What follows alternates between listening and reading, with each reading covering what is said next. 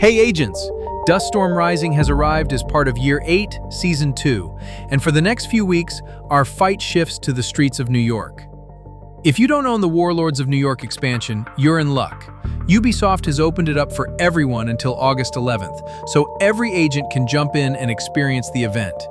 Your mission is to track down the Dust Devils, an elite group of Rikers empowered by the event. Defeat them, collect their keycards, and trade those cards for rewards. While you're out there, answer a few calls for backup too. It's a great opportunity to help another agent and maybe make a few new friends along the way. Now here's the interesting part. The rewards are excellent.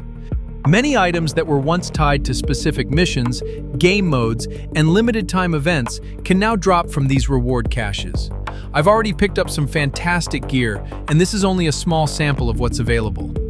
So if you've been hunting for a hard-to-find exotic or a named item like the Quick-Step pistol to help you move through the open world and activities like Countdown a little faster, this event is well worth your time. Of course, the Dust Devils aren't going to make it easy. They bring unique combat modifiers that can make encounters far more dangerous if you don't understand how they work. So in this guide, I'll translate the developer notes into plain English, explain what each modifier actually does, and share a few practical tips that should make these fights much more manageable. Sound good? Okay, let's dive in.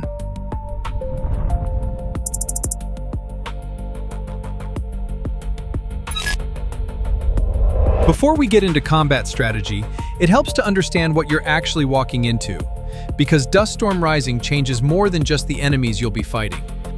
The first thing you'll notice is the environment. Throughout the event, the weather shifts from calm conditions into a raging dust storm, gradually reducing both your visibility and your ability to hear what's happening around you. If you're playing at night, it becomes even more disorienting because enemies can disappear into the haze until they're much closer than you'd like. Then, there are the familiar faces. Since we're back in New York, most of your fights will still be against Rikers and Cleaners. Rikers are aggressive and hit like a ton of bricks, while the Cleaners do what they do best, setting the world on fire with drones, RC cars, flamethrowers, and just about anything else they can get their hands on. Neither faction is especially intimidating on its own if you've spent any time in New York. The problem is when they wander into a fight you're already managing, because that's usually the moment your carefully controlled engagement starts to unravel. New angles open up, enemies begin flanking, and suddenly you're fighting on two fronts instead of one. Whenever you get the chance, shoot the red fuel tanks and explosive packs on their backs or hips. It's free damage, it disrupts the enemy, and it's one less problem you have to deal with. Now let's talk about the Dust Devils. These are elite Rikers empowered by the event, and during a raging dust storm, they'll begin appearing throughout the open world. Up to 6 can be active at any one time, so one minute everything can feel under control, and the next, it looks as if Paul Rhodes announced you were handing out free tickets to an all-you-can-eat buffet, and they all showed up hungry to be first in line. During the raging dust storm, Dust Devils can come in waves, and the devs say that you can defeat up to 48 enemies in a single raging dust storm. Then there are the Dust Devil Kill Squads. These are groups of 4 named enemies that actively hunt you, and they demand a lot more respect than the average Riker because of the event's modifiers, which I'll cover shortly. You'll recognize them by their generic names as you see here. Finally, we have the named bosses. The Scoured Hunter is the special events hunter for Dust Storm Rising. He'll show up as Unknown. If you're running an all-red or glass cannon build, you may be in for a rude awakening. I'll come back to why when we get into tactical considerations. Next, we have 2 bosses. First, we have Paul. Not Paul, just kidding. He's invisible to pulses and uses a decoy and a sniper turret. If you see him, that's probably not him but his decoy. So watch out because he's a sniper, and he'll typically spawn in with our next boss. Then we have Black Lung, featured in the official promo video. He's unbelievably tall and may spawn in with Paul. That's quite a lot of content for the next 3 weeks. We're bound to have plenty of fun and more than a few challenges along the way. So how do we stack up against enemies like these? The answer isn't as simple as they hit harder. This event introduces a unique set of modifiers that can become either your greatest advantage or your biggest liability, depending on how you fight. Let's take a look.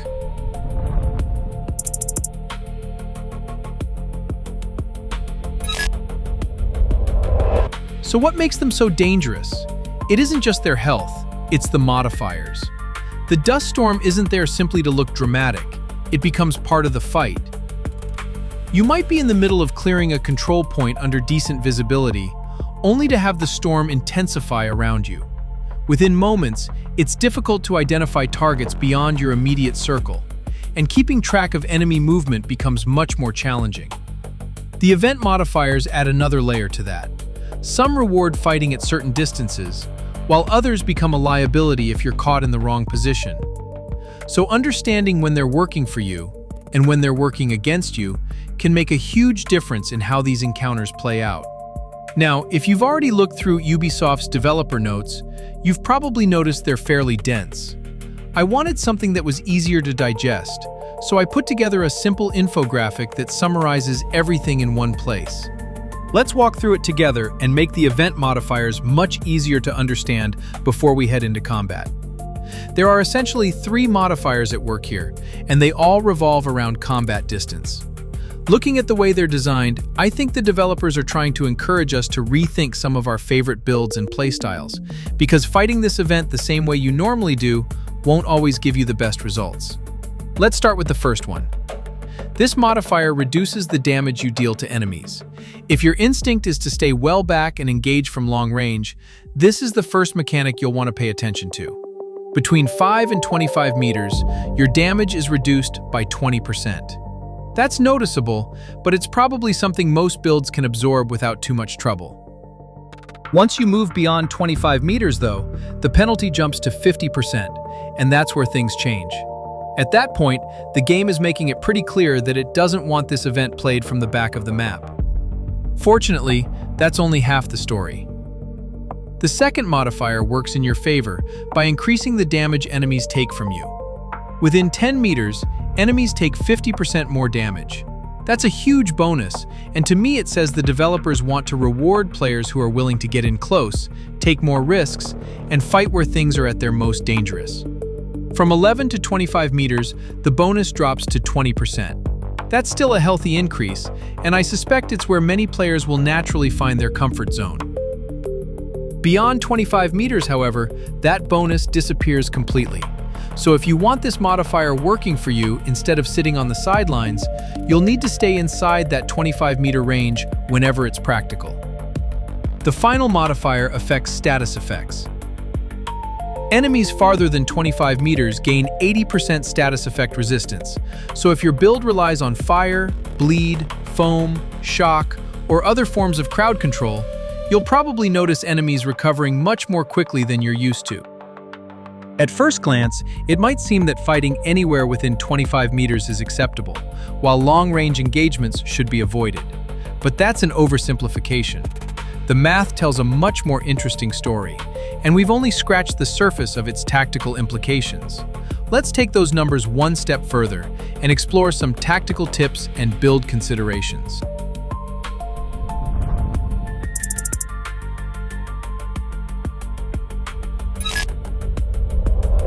Instead of recommending specific builds, I want to point you in the right direction. I know that goes against the trend of videos promoting the latest meta for Dust Storm Rising, but there's a reason for it. There is no best build independent of the player. Every build has a certain capability, but so does the person using it. Some builds have incredible damage ceilings, but reaching that potential means consistently meeting the requirements of their talents while making good tactical decisions under pressure. If you're so focused on building stacks that you stop covering your teammates, lose awareness of the battlefield, or let the fight unravel around you, then those impressive damage numbers aren't really helping your team. The strongest build on paper isn't always the strongest build in your hands, or for your team. Builds are only part of the solution. Good judgment, situational awareness, and sound decisions are what turn a good build into an effective one. A build isn't just about what you require of it, it's also about what it requires of you. Let's go back to the chart for a moment and look at how these distance relationships work together. At first glance, fighting within 5 meters seems like the obvious choice, as thanks to the increased damage taken modifier, you gain a 50% damage bonus. Between 5 and 10 meters, the decreased damage dealt modifier kicks in, reducing that bonus to 20%. Still not bad at all. Between 10 and 25 meters, enemies take 20% more damage, but now the game decreases what you deal by 20%. So if you consider the math, you're now losing 4% damage. It's not ideal, but it's far from catastrophic, especially if you're running a high DPS build like Striker or Tipping Scales, and you're good at maintaining stacks. From a risk versus reward perspective, I think many players will find that 10-meter range to be a worthwhile trade-off. Now, that doesn't mean everyone should rush into close quarters. If that's not how you're comfortable playing, forcing yourself into that role may create more problems than it solves. But if you do want to take advantage of that 50% damage bonus, make sure you're also thinking about survivability. Personally, I'd pair it with something like Adrenaline Rush on the backpack, so you have another layer of protection when enemies inevitably get in your face. For my own testing, I also ran the blue screen with Scanner Pulse. Part of that is practical. I'm getting older, and the holographic outlines make target identification much easier for me, especially when the dust storm starts reducing visibility. Blue screen is also exceptionally stable, which helps me land more consistent headshots. If you've watched my Decoding Higher Damage series, you'll know that critical hit damage and headshot damage both contribute to the damage of a critical headshot, producing much stronger results than many players realize.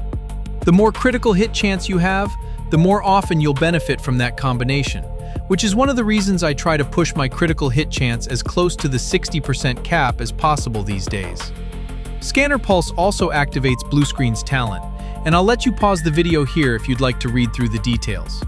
The short version is that using a Scanner Pulse after building stacks can create status effects that interrupt enemies and create a window of opportunity for your group to stay on target and deal damage. What about fighting from longer distances and using DPS builds? Optimized Striker and Tipping Scales builds are still perfectly capable of clearing this content in the right hands. Building stacks is key to leveraging the damage engine's multiplicative math. I've found both builds usable, and their higher damage ceilings can make up for some of the damage losses imposed by event modifiers. Here, I was using Tipping Scales with Death Grips gloves to provide some armor-on-kill survivability, but also to use the Caduceus Exotic Assault Rifle for team repairs, based on excellent analysis by Dispatch. You can see my armor bars coming back quite nicely. Same with the teammates. Having the Caduceus was extremely helpful, as dust storms made refactor difficult to perform.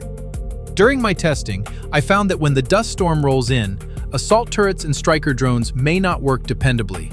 Sometimes they worked, and sometimes I felt I had to double-check.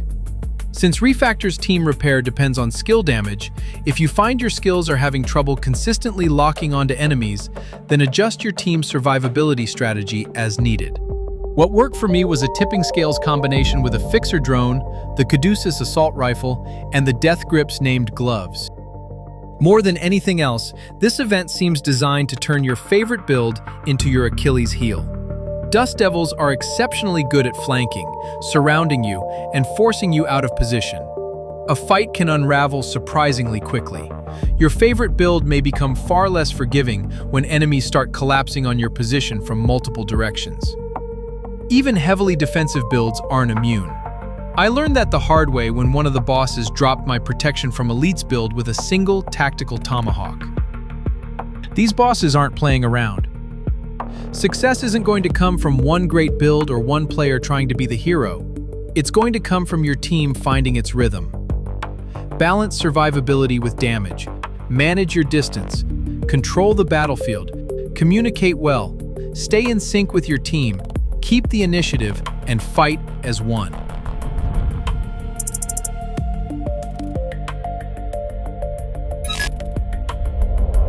As always, remember that events like this eventually come and go. But the lessons they teach about positioning, survivability, target prioritization, communication, and adapting under pressure carry over into every part of the Division 2. If there's one thing I'd like you to take away from this guide, it's this. Don't just ask what your build can do, ask what the fight requires of you. The better you understand the mechanics, the math, and the decisions they lead to, the more confident and adaptable you'll become. Not just during Dust Storm Rising, but throughout the game. If you found this guide helpful, I'd appreciate a like and consider subscribing if you'd like more content focused on systems, strategy, and smarter play. Oh, and don't forget to spend your keys and unlock apparel and loot. Until next time, stay strong, stay safe, and stay dangerous.